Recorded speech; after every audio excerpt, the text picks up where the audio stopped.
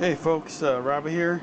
My aunt picking up this snowplow. As you remember, for Christmas last year I found one for my buddy, but I couldn't find one for myself, so she found me one. But it's the Ford L&T 8000. Looking forward to doing this sometime.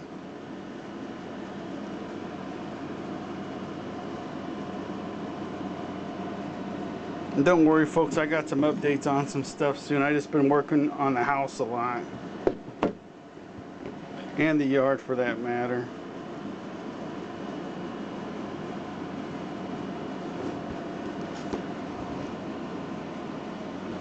And then here's what's in the box. Oops, sorry about that. It's upside down.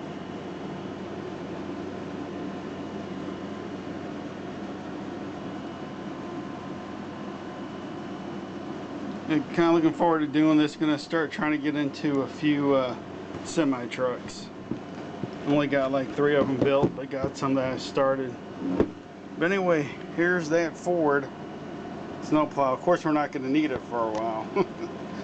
Anyway, take care, Robbie. Sign